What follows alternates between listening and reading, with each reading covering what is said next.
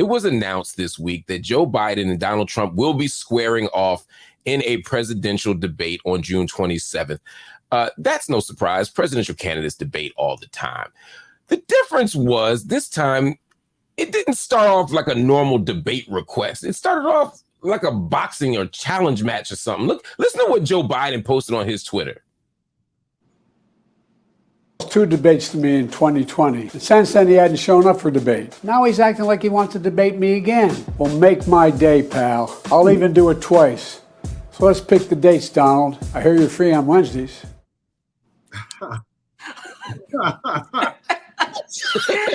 Yeah. I'm here for this. It's the Donald for me. Baby, I hear you're free on Wednesdays. I can clock that. Okay. Somebody on that PR team says you got to come at him hard and fast. Okay. You got to come at you.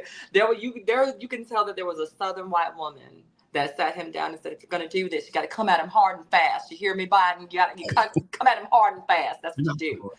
This felt like a rap, an old school New York rap battle call out, like something that you put out when you were in high school and you running for class president. Right. And like it's one person against you and you like, you know what, Jennifer, I've got cupcakes for the debate. What are you bringing on?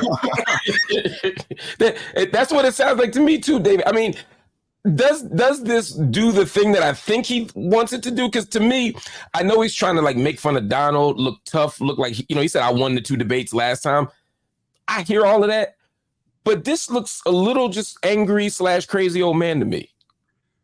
Yes, and given that there are so many people who have considered him Sleepy Joe, I don't know that he has very many options. I'll say this, Mark. This ad aired when I was in the barbershop yesterday. And I love my barber. Let me say that in the way that Black men love their barbers. I love my partner. That's a different conversation. But my barber has been not reserved in his critique of Joe Biden. And his words, to be specific, is that he likes tough talk. I'm excited in the way that I find too many people, not by the things that Donald says, but by the way in which he says them. And my barber and a number of other brothers in the shop were excited by this presentation given by our president. For me, there's a slightly different conversation that I want to have related to this, which is my frustration with the ways in which privilege and white racial actors work. And so at this point, typically, all of the candidates who are running for president would be provided an opportunity to debate. And one of the conditions that were agreed to for these debates to happen, there were 2. One is that there would be no audience that would otherwise advantage the Donald, and that it would only be the 2 of them. Mark, we at NBJC have collected some data that I'm super excited about.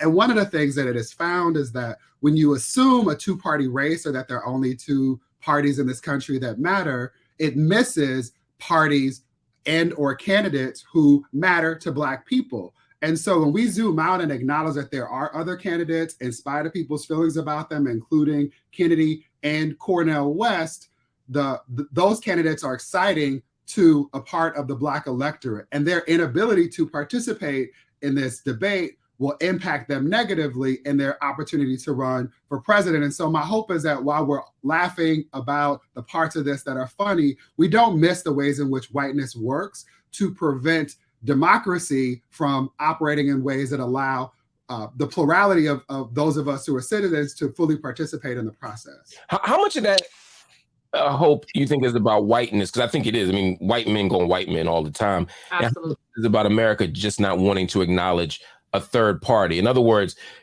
if it's Obama running against Trump, or Kamala Harris maybe is a better example running against Trump right now, I suspect we still don't see Green Party inclusion. We still don't see working people's part, the People's Party included, or these other parties.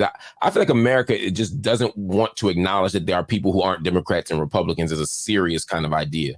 Absolutely. I think that some of it is definitely whiteness and some of it is a ploy that happens amongst all of the PR teams and the people that make the media work. But I think that a lot of it, honestly, is the fact that a lot of Americans walking around don't understand how this system works to begin with. A lot of people believe that there are only two people running to like in regards to this conversation. I think that, to David's point, though, that does damper the conversation for people who would be better, or specifically better for the Black and African American community. It doesn't take away from the fact that even if people knew that those people were running, and there are some Black people that do, we don't care enough, because those things are not made to be this sensationalized conversation. It's not fun to talk about their talking points. It's not fun because they understand that they're the underdogs. And so when they come out, they don't get a chance to have this moment that Joe is having. Joe even understands that this is satirical and it's funny. And while he's going to be very serious during the debate, he understands that he has the privilege to make this funny. Whereas when we have to look at the rest of them, they're going to come out in a way that says, I'm the underdog and I'm here to prove something. Joe and Trump don't have to do that. And I think that, again, to David's point, that puts the other candidates in a section where it's just like, well, y'all are not media funny. We don't find you all to be enticing. There's nothing there that, is headline worthy. And so they do fall by the wayside, but I'm not sure that that's a full white supremacist thing, more so than a media ploy that is just about the idea that a lot of us don't focus past 5 seconds unless it's entertaining. Well, let's both end, because let's remember who owns a lot of the mainstream media, right? It is folks who are white men, heterosexual, able-bodied. They show up benefiting from the systems. I'm not saying that they themselves are white racial actors. I'm just saying they look like white racial actors. And what it does is reinforce this idea that we should not take these candidates seriously. David, can you explain what white racial actors is from our audience?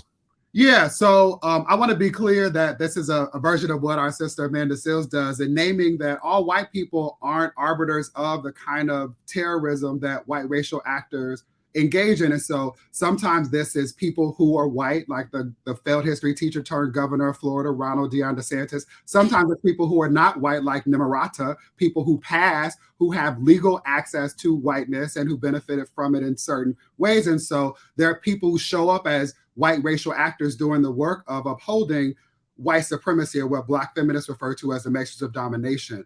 What I am trying to draw the connection here to make this point is that, like, when people are not positioned such that people believe they can win, they never really have a chance, right? And so, like, this is why we are in this scenario, Marc, that you pointed out, which is that third parties, which should be viable in this democracy and any democracy, never really have the opportunity to, because systems are designed to prevent them from being considered seriously or otherwise having the opportunity to engage as other people do.